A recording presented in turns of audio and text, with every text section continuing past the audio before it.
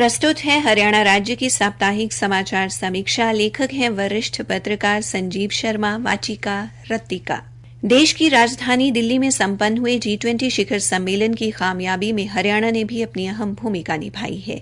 पिछले 9 वर्षों के दौरान केंद्र के साथ कदम-ताल करने वाला हरियाणा, जहां कई योजनाओं को लागू करने में देश के अन्य राज्यों के लिए एक मिसाल साबित हुआ है, वहीं G20 शिखर सम्मेलन के सफल आयोजन में हरियाणा ने अपनी सहभागिता दिखाई है।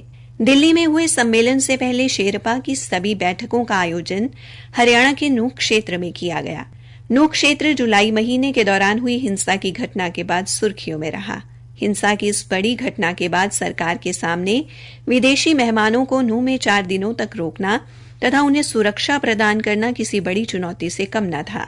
सम्मेलन स्थल hotel ITC grand Bharat Gurugram के नजदीक था, लेकिन जिला नूंह में होने के कारण पुलिस को अतिरिक्त सुरक्षा प्रदान करनी पड़ी। मुख्यमंत्री मनोहर लाल इस आयोजन के दौरान पुलिस महानिदेशक तथा CID चीफ से लगातार रिपोर्ट लेते रहे।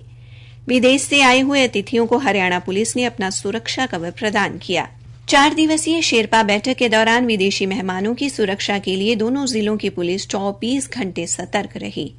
हरियाणा पुलिस की मुस्तैदी के चलते नूंह हिंसा के बाद प्रदेश में यह पहला अंतर्राष्ट्रीय आयोजन सफल रहा है। नूंह जिले में अरावली की तलहटी की हरी भरी वादियों के बीच हरियाणवी मेजबानी ने जहां विदेशी प्रतिनिधियों को अभिभूत किया, वहीं 4 दिन यहां विभिन्न चरणों में हुई बैठकों के दौरान G20 शिखर सम्मेलन का मसौदा तैयार किया गया। नूंह में तैयार हुए मसौदे पर ही राष्ट्र अध्यक्षों ने अपनी मोहर लगाई है। G20 शेरपा अमिताभ कांत के नेतृत्व में यहां 12 सत्रों में विभिन्न वैश्विक मुद्दों पर विचार विमर्श किया गया। विदेश से आए हुए मेहमानों को हरियाणा की विकास गाथा दर्शाती एक फिल्म भी दिखाई गई। शेरपा प्रतिनिधियों ने नूंह में संघीय, सामाजिक, कूटनीतिक, वैश्विक तथा आर्थिक मामलों जैसे प्राथमिकता वाले मुद्दों को सामने रखकर वसुधैव कुटुंबकम, एक पृथ्वी, एक परिवार तथा एक भविष्य की संकल्पना को मूर्त रूप देने का कार्य किया। इस दौरान विदेशी प्रतिनिधियों को हरियाणा की समृद्ध परंपरा एवं संस्कृति से रूबरू होने का अवसर मिला। सांस्कृतिक कार्यक्रमों के माध्यम से विदेशी प्रतिनिधियों के समक्ष भारत की अनेकता में एकता की तस्वीर प्रस्तुत की गई।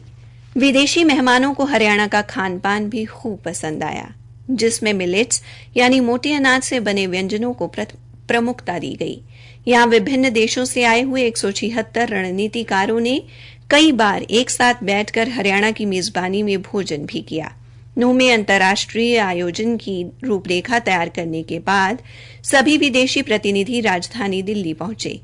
यहां लगाए गए भारत मंडपम में भी हरियाणा अपनी उपस्थिति दर्ज करवाने से पीछे नहीं रहा।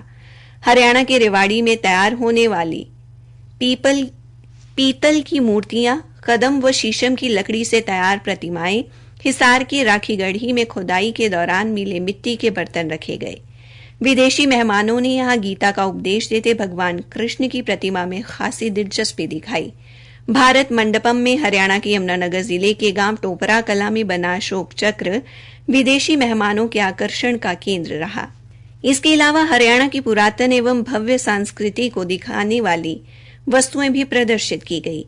हरियाणा सरकार के लिए ये आयोजन किसी बड़ी चुनौती से कम नहीं था। हरियाणा को G20 शिखर सम्मेलन की बैठकों की मेजबानी पिछले साल ही मिल चुकी थी, लेकिन जुलाई महीने के दौरान हुई नूंह हिंसा ने जिस तरह से नूंह व गुरुग्राम की छवि को धूमिल किया था, उसके मुकाबले इस अंतर्राष्ट्रीय आयोजन की सफलता में अपनी भागीदारी सुनिश्चित करके हरियाणा ने खुद को साबित कर दिया है।